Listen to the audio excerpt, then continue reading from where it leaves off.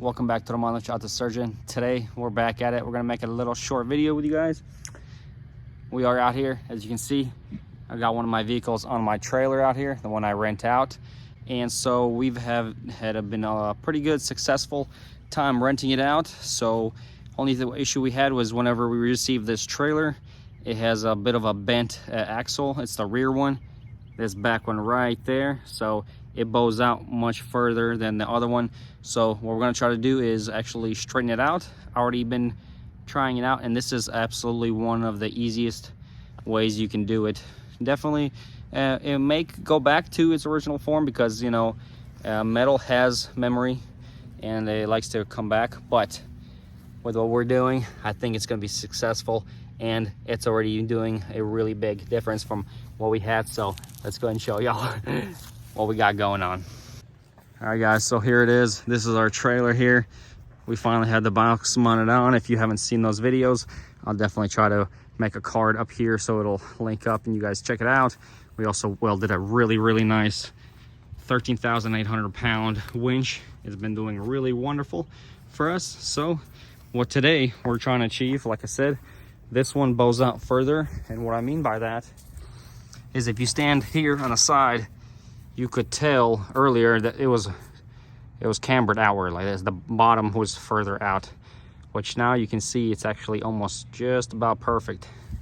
This side, let's look, and look at that.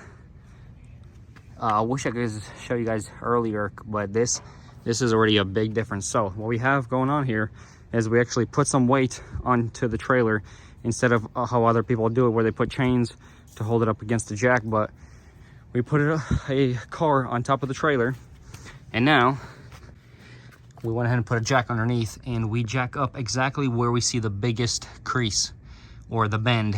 The biggest bend for me was right in the middle, so I went ahead and overbent what the center would be. And if you could tell, maybe you can see like right over here, it's actually bows up and then back down. So that's what we're trying to correct. So the first time I took the measurement from the ground up to the bottom of the axle, and it read at with a vehicle, it was at 10 inches and a quarter. Now it's reading at 10 inches and 3/4. So I did that. Once I put the vehicle on, once I jacked it up, I let it stand for 30 minutes, and it's actually correcting it. Like I said, metal does have memory.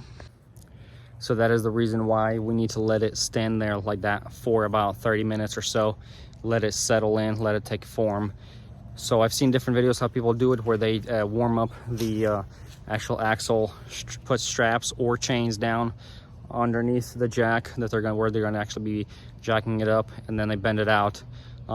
That's all fine and dandy. It takes a lot more. I figured this would be easier since I have an extra vehicle. Went ahead and put it on there, and it's actually working out really well. I was gonna do it, if it didn't work, I was gonna put my truck on there, but they turn out that they're actually pretty much the same exact weight, so I figured if I smack it on there, it should work. And like I said, so far it's been very successful, and I wish I could show y'all. Maybe I'll see if I can get a picture, but I had a for some of the first tows that we had, like this one, you could see how hard, like it was, instead of it being 90 like parallel with this line, it was like that. I mean, it was horrible. Obviously it gets worse because some people like to make sharp turns, and that is not what you're supposed to be doing on a dual axle trailer. You're supposed to actually take wider turns, but it's okay. We're gonna correct this for now, and I do later want to upgrade to bigger axles, but I might leave it like the way it is and actually order another trailer, something for a lot more heavier duty, because the last person that hauled with this thing, he hauled a 2003 F250, and it pretty much just about fit between the axles, between the fenders, and that was with custom wheels. I'll put a picture up over here where you can see that it was pretty much, I mean, and it took the full width, a little bit of a hanging out on both ends. So I want to make sure, I want to get maybe like a 24 footer, and I would love to also get a deck over. That way this whole deck goes over the top of the fenders and the tires are underneath, and that'll actually give me a lot more space to haul much bigger stuff and equipment. And if people want to rent it so they can like take stuff off with a bobcat or something, or a forklift, they could do it. So yeah, well yeah, we're gonna wait for a little bit more. I'm trying to correct it because I measured it against the other one with the weight on. It measures at 10 or 11 inches height, so we literally need just another half an inch, sorry, a quarter of an inch to go up, and we should be done. All right, time has passed. It is time to lower it down. I'm gonna do my best to do it at the same time while I hold the camera. As you can see from here looking, that actually is a lot higher than the other one. That's exactly what you want to build that memory for your steel. So I'm gonna try to lower it slowly. Let's see real quick. Well, I'm gonna have to do 2 hands. Give me 1 second.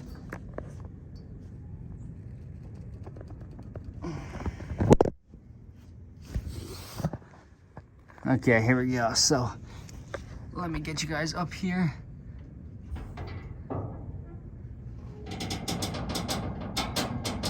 Oh, that is beautiful. I love that. It looks actually like it's perfect with the other one. So I'm gonna go under there, try to measure. Like I said, last time we had a 10 3/4. We need to go to 11 to match the other one. So let's see if we got that full right measurement. All right, so after we have went under there, we checked and compared it to the other one, which is 11 inches. This one is 10 7/8. Very, very close. I think I'm gonna be happy with that. It is plenty good for what I need it for. So I'm very happy, very excited. They look very, very close to identical.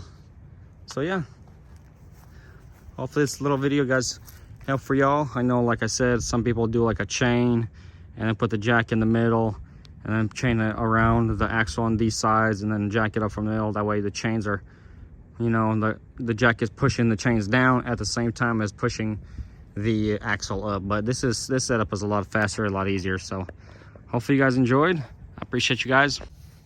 Make sure to smash that subscribe button, keep our family growing, and do leave us a like and let us know if this actually helped you guys fix your axles. Like I said, this is like the minor stuff that you can fix. I'm probably gonna go with a lot stronger ones in the future, or swap them out completely for some brand new ones. They're not that expensive. They're close to $1,000 if you're gonna do a full set type deal. So yeah, appreciate you guys. Catch y'all on the next one. Peace.